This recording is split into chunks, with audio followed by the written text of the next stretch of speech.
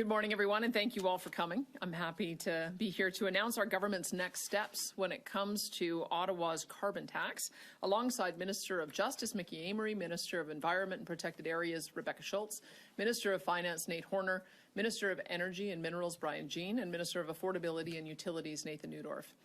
It's the end of October, and here in Alberta, the nights are below zero. There's snow up on the mountains, and parents are preparing to zip jackets over their kids' Halloween costumes. In just a few weeks, winter will be upon us. And Alberta winters are no joke. In this province, winter means long nights and freezing temperatures for weeks at a time. I'm sure we all remember the polar vortex that swept through our province this past January, when daily highs remained around minus 30 degrees and lows were around minus 40 degrees, with the wind chill dropping temperatures closer to minus 50. Those temperatures are devastatingly and dangerously cold. Home heating is not optional, and in Alberta, that means we rely on natural gas not just to keep us warm, but to keep us safe. Winter is coming again, and that means that Alberta families will again feel the sting of the federal carbon tax as they heat their homes with natural gas. Here in Alberta, we don't tend to think that more taxes are the solution for anything, let alone a tax on all the things our citizens need to live and thrive in this cold climate. Given the cost of living challenges many households are facing, piling more financial burden onto Canadians is simply cruel and punitive. Until recently, the punishment from Ottawa was shared equally across the country. At the very least, that equal footing gave Canadians a unified front to push back on the federal government, a sense maybe that we were all in it together. But a year ago, almost to the day, Ottawa announced it was exempting heating oil from the federal carbon tax for 3 years. Now, that's great for the people of Atlantic Canada and Quebec, who have a higher proportion of their citizens who use heating oil. But let's be clear, most Albertans don't resent them for it either. Unfortunately, this exemption applies to practically no one outside of Eastern Canada. Added to that, the carbon tax on natural gas is more than triple the cost of natural gas itself. The carbon tax rate is about 4 cents a gigajoule, and gas is selling for $1.25 a gigajoule.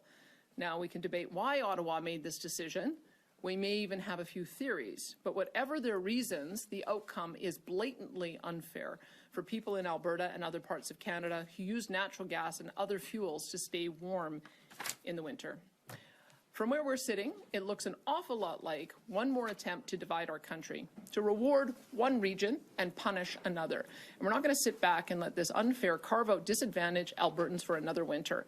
And so I'm pleased to announce that this morning, Alberta filed an application for a judicial review of the exemption in the federal court. We're asking the court to declare the exemption both unconstitutional and unlawful. We hope that this will force Ottawa to recognize the burden the carbon tax places on Canadians and eliminate the tax altogether. Albertans know we've got their backs on this. Our government has been fighting the federal carbon tax since 2019. We even took it to the Supreme Court of Canada in 2021. It was wrong when it was made into law, and it's wrong now. The federal carbon tax has always been unfair, but the selective way it's being applied now is also unconstitutional. And the impacts on Albertans will only get worse as the costs continue to increase. According to their own communications, the exemption was intended to lower energy bills for people who use heating oil. They're saying, in effect, that some Canadians deserve lower energy bills, but not all. They're also more or less admitting that the federal carbon tax raises costs for households, which confirms what we've been saying about it all along. The carbon tax is driving up the cost of everything. Let's take an example from our education system. Since the carbon tax was first implemented, Alberta's school authorities have paid more than $49 million to the federal government without receiving any rebate. By the 2030-2031 school year, we are projecting that they'll pay more than $60 million per year. There's a lot our school authorities could do with that money. They, for instance, could hire 495 teachers with what they'll be sending to Ottawa in 2030. In our healthcare system, we could hire nearly 1,000 nurses by 2030, critical frontline workers, instead of sending that money to Ottawa. Or consider the cost to municipalities. In 2023 alone, the City of Calgary could have hired an additional 112 police officers or firefighters for the amount that they sent to Ottawa for the carbon tax. or consider the savings in a time when Canadians are coping with levels of inflation that we haven't seen in decades. The carbon tax is adding to inflation. In fact, according to the Bank of Canada, the federal carbon tax increases inflation by 0.15% per year, year over year. But we also know that the impact that taxes have on inflation, because when we paused the collection of our 13-cent per litre provincial fuel tax, we saw inflation slow in our province. We've seen the same thing in Manitoba and Saskatchewan. Imagine the impact on inflation if we removed 3 times that amount in 2030. The carbon tax on fuel will reach 39.6 cents per litre. According to the Canadian Energy Centre, the carbon tax will account for 24% of annual fuel costs. Imagine the savings to Canadians if their bill was a quarter the cost when they filled up. If the federal government is now saying that removing the carbon tax on home heating oil will lower costs, then this carbon tax exemption for Eastern Canada blows a big hole in their justification for the carbon tax.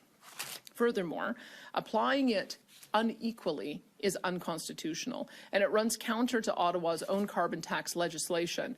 Our end goal is the same as a growing number of Canadians from across the country, to get rid of the retail carbon tax. If Ottawa won't axe this heartless tax altogether, they can at least play fair when imposing it on Canadians. And that's what we'll be heading back to court to achieve. Thank you. I'd now like to invite Minister Mickey Amery to share more.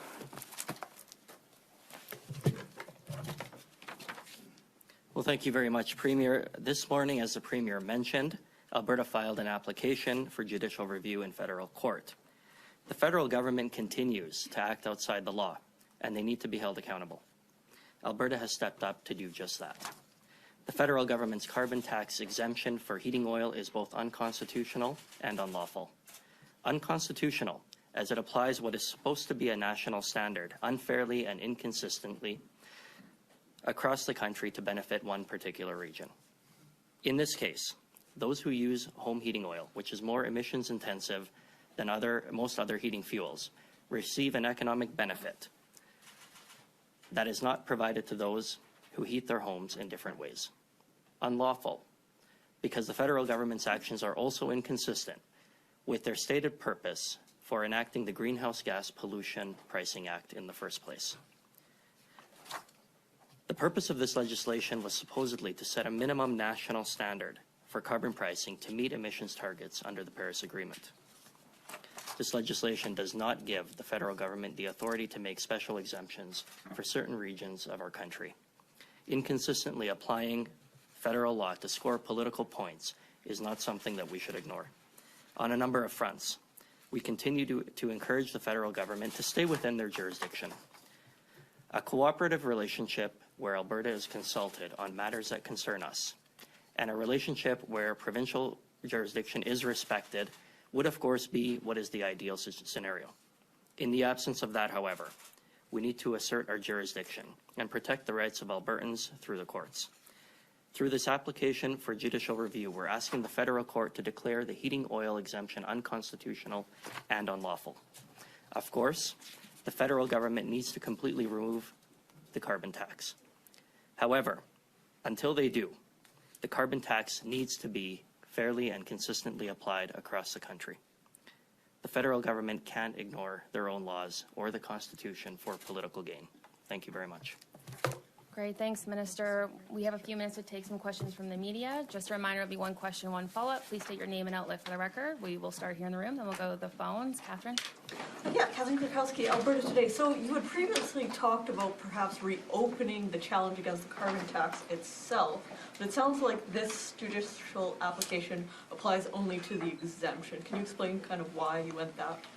Yeah, most certainly. When the federal government announced the heating exemption for heating oil and not for other areas of the country that predominantly use different types of heating to heat their homes, the idea was that they created a distinct class of people, of beneficiaries that were exempt from the carbon tax, which we think is unconstitutional. It's inappropriate to grant exemptions to one region of the country while unfairly treating others in other regions of the country differently. Here in Alberta, we use natural gas, but that does not fall within the exemptions, and predominantly a number of other provinces use it as well. In the case of this exemption, it does not apply or impact Alberta in any significant way, and we think that's unconstitutional and quite frankly unfair.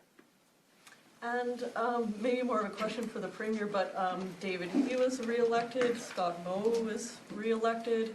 Have you had any discussions with them about joining in this fight? I've sent text to both Premier Eby as well as Premier Moe congratulating them on returning to office. I told Premier Eby I'm looking forward to working with him collaboratively on some of the energy files that we've been talking about together, building out the hydrogen economy, exporting ammonia, getting more export capacity for LNG. And I spoke with Premier Moe about potentially considering joining this case. So we'll see what I mean, he's already demonstrated that he believes that the federal government is treating his province unfairly. He acted in a bit of a different way than we did, and I hope that he's able to join this case as soon as he gets his cabinet sworn in. Shailen. Yeah, just wondering what the motivation for why making this announcement now. The exemption on home heating oil has been in place for a year, I believe.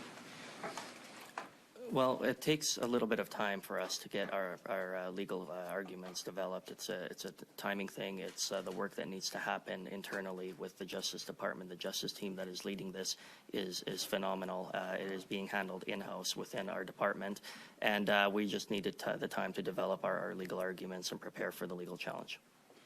I guess some might say if you're standing up for Albertans, did it take a year to launch that legal argument, especially since you have launched several legal cases against the federal government stepping out of its jurisdiction before? Most certainly, but we take the time to get this right. We've been tremendously successful in a number of different areas in the past year, and even before that as well, in a number of different areas. As you recall, the Emergencies Act was deemed to be unconstitutional. We know that the plastics ban was struck down by the courts as well. C-69, most recently by the Supreme Court of Canada, was deemed largely unconstitutional as well. And so for those reasons, I think that we're well equipped and well prepared, but we will take the time to do it right and serve Albertans best. Sorry, Premier, this holiday for heating oil is not just aimed at Eastern Canada, it's the whole country. Now you could say we don't use a lot here in Alberta, but it's not as if they're said only the Maritimes or Atlantic Canada gets a holiday. It's the entire country, except for the provinces, I guess, that have their own carbon tax. Like BC. So less than 1% of Alberta, Saskatchewan, and Manitoba use home heating oil. It's 1% in British Columbia. It's 2% in Ontario, 4% in Quebec, 7% in New Brunswick, 18% in Newfoundland and Labrador, 32% in Nova Scotia, 40% in Prince Edward Island. I think it's pretty clear that there are certain regions in the country that are disproportionately benefiting from this. The entire argument that the federal government made about why they needed to impose a federal retail carbon tax was to create fairness across the country. This clearly does not create fairness, and it in fact exempts one of the highest emitting fuels. So they've undermined their entire argument. And if their argument is that it's an affordability issue, well, it's an affordability issue for us too. So we think that they've opened themselves up to a challenge on it. Speaking of money, affordability, different topic, but related to money. I've heard that during your recent caucus retreat that MLAs were told we could be heading towards a deficit in Alberta. Is that true? Well, look, it's a serious problem.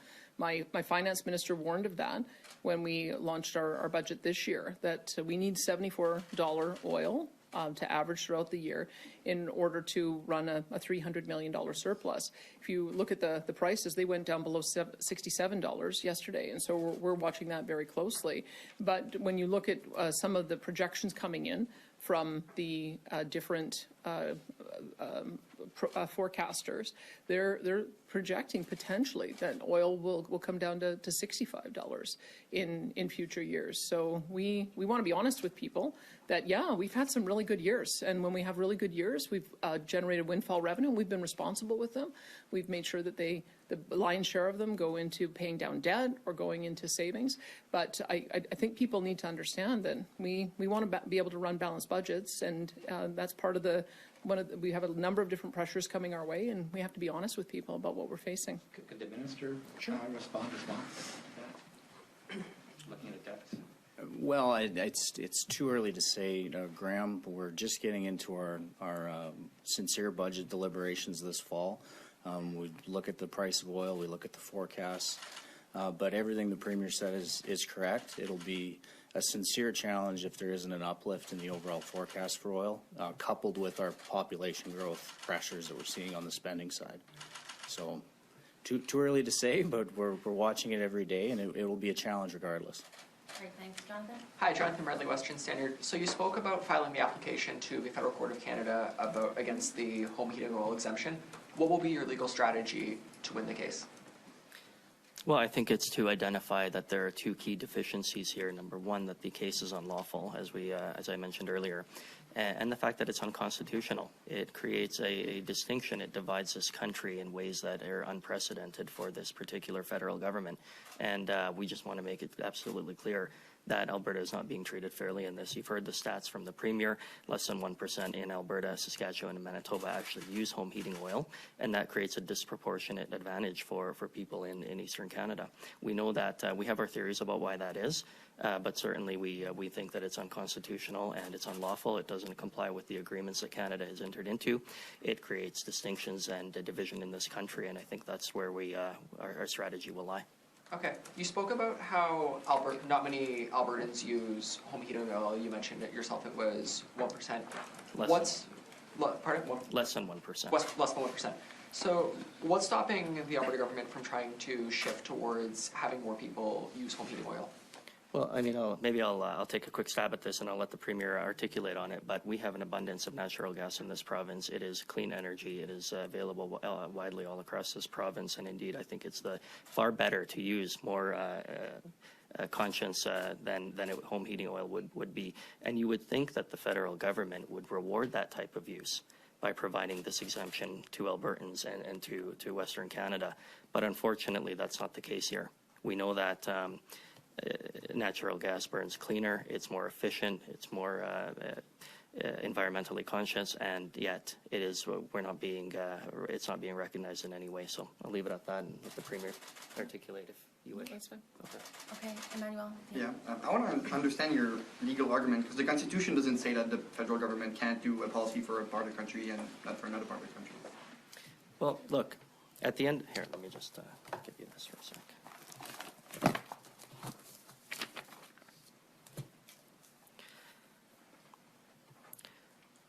We are of the opinion that it creates both an unfair and an unequal regional standard benefit to Atlantic Canadians. And we know that rather than creating a minimum standard of greenhouse gas price stringency on heating fuels, it does exactly that. So that will be our constitutional angle.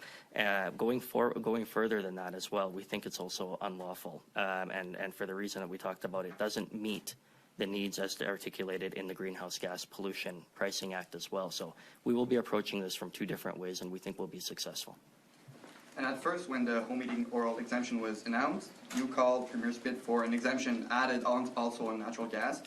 What are you calling for now? An exemption, another exemption to make it more equal, or no exemption at all? We're calling for them to repeal the carbon tax. We've been calling for that for years. The retail carbon tax is just punitive to taxpayers. It's punitive to consumers. In this province, you need gasoline and diesel to get around. In this province, you need natural gas to heat. The lion's share of our electricity comes from natural gas.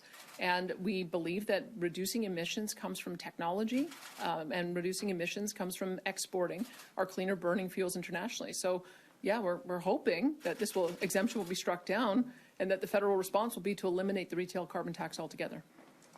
Okay, we have time for one more in the room. Morgan, you want to go ahead? I'm wondering if you took another stab at direct conversation with the federal government before you decided to take it to court. Like, did you let them know this was kind of the next step, or did you try, again, a face-to-face chat with the Minister of the Environment? I've made my position pretty clear to the federal government about how I feel about this tax and all of their intrusions into provincial jurisdiction when it comes to emissions caps, when it comes to trying to regulate a net zero power grid. I'm sure they won't be surprised by this. But no conversations? No conversations on this, but we've been letting them know for some time, for many years, that we're not happy with the approach that they're taking. And for the Justice Minister, courts take a long time. What do you expect to be the timeline? I mean, Ottawa is pushing forward the 2025 goal of emission reduction in general, so. Well, we anticipate that this legal challenge will take approximately 12 months. We're looking forward to moving as quickly as possible, obviously. The question earlier about the timing and how long it took is an important question, but I think it's important to highlight that we've been very successful in this province when it's come to both constitutional and jurisdictional challenges against the federal government, and the same legal teams are leading this as well, and I think that they're doing a tremendous job, so we have tremendous faith in their ability to be successful in this one as well. Okay, thanks everyone. We're gonna go to the phones and take a few on the line. Operator, can you please put through the first caller? Your first question comes from the line of Kian Bexley from the Counter Signal. Please go ahead. Hi, this is for the Premier Kian Bexley with the Counter Signal. Natural gas is by far the cleanest fossil fuel that you can burn, and I think that the feds know this. They know that home heating oil is a dirty way to heat homes, yet they gave it the exemption. So I'm curious if you know what their argument is going to be. They can't go to the judge and cry about how they were going to lose seats out east, so they needed to do this. What are they going to say why they needed to do this? Well, I think you've offered one political reason why they might have chosen to do it. I have no idea what the legal or technical reason they would argue for why they would do this. I would certainly hope that they wouldn't be playing politics with something as important as home heating in the middle of winter in Canada. But the fact of the matter is they have brought forward an exemption that violates their own law and we believe violates the Constitution. And I guess we'll see if the courts agree. Just to follow up, it's slightly different, but the Bloc just announced today that they will be hoping to bring down the Trudeau government. Would you prefer that this all be for nothing and that the government falls and this gets repealed by a different government? Look, I've said that I don't believe that Justin Trudeau has a mandate to impose the kind of policies that he is talking about, particularly with the emissions cap. It's why we started the Scrap the Cap campaign, particularly with the net zero power regulations. We are worried that the approach that they're taking is one where they clearly have an agenda to keep it in the ground. By having such aggressive emissions reduction targets by 2030 would shut in, so S&P Global says, 1 million barrels of production. By 2035, 2.1 million barrels of production. We don't think that they have the authority to do that. They have consistently gone down in the polls over the last year. They no longer have a coalition government with the NDP. And this is one of the most significant aspects of our GDP, potential to lose 150,000 jobs, potential to cost not only our government, but their government significant revenues. So when you have something of this importance, he should seek a mandate to be able to do this. And that's why we would be quite happy to see an election called sooner rather than later. If he gets a mandate, then I guess we deal with it through the courts afterwards. If he doesn't get a mandate, then hopefully we'll be able to have a constructive conversation with the next government. Thanks, Premier. We have time for a couple more questions. Operator, next caller, please. Your next question comes from the line of Jason Marcusal from C. Please go ahead. Premier, question with regards to rights statutes. Do you intend, or does the government intend to apply the notwithstanding clause on any of the legislation it will table on transgender issues? We're trying to find the right balance. We've already indicated in our policy, our Bill of Rights, that parents have the right to determine the education for their kids. So we think that the court will be mindful of that as we're bringing through some of the notification provisions in the Education Act. And I think it's been pretty clearly, I think, established in law that young children do not have the mental capacity to make their healthcare decisions until they become of an age of maturity. So we think that that is likely to be compliant with the law as well. And we also are we have also heard that women and girls need protection in their ability to participate in sport. And so we're not anticipating having to use a notwithstanding clause. We think we've found a reasonable balance. Thank you very much for that answer. Question for Minister Horner. I believe it was several months ago, you were on national television saying you were absolutely serious that you wanted to bring in a incentive program to encourage Albertans to get home heating oil. If you were indeed absolutely serious about it, what happened to that investigation? Well, I think I said I was deadly serious, but I was deadly serious about making a point, and I think I did. As the Premier and the Minister have said, you know, Alberta uses natural gas. It's a cleaner burning fuel. If the market signals from the federal government want to push people towards using diesel and heating fuel to heat their homes, that's ridiculous. So that's the point I was making. But yeah, we don't make policy decisions in the middle of interviews. Great, thanks. Operator, we have time for one more question, so please put through the next caller. Your next question comes from the line of Don from Calgary Herald. Please go ahead. Premier, could I ask you, given your recent comments about the promised income tax reduction, that it would not happen in 2027, but would be pulled forward a bit, and I guess we're assuming or hoping it will be in 2025 budget next spring. Now, what happens, though, if oil does hit these lower levels that you're so concerned about? Are you still going to go ahead with that tax break a little sooner, as you said? That is next year? We are doing what we can to accelerate the tax cut. We're looking at all of the factors. As you know, there's a Treasury Board process that starts pretty soon here through the months of November and December, and then we'll release the budget in February. We are looking to find a way to accelerate that tax cut, but we'll have to do our work over the next few months to see if we can do that. Could I follow by asking, do you plan to phase it? That is, bring it in by degrees rather than all at once? Again, that would be another aspect that they'd be discussing at Treasury Board. I mean, I take my finance minister's advice seriously, and so he will give us guidance once he's gone through the Treasury Board proposals, had a chance to assess what the asks of the ministries are, assessed all of the different pressures that we're having, looking at where we find ourselves with resource royalties. There's a lot of factors to consider, so it does take a number of months to get to it, but I'll certainly be taking my finance minister's advice on that. Great, thanks everyone. That concludes our press conference for today. Thanks everyone. See ya.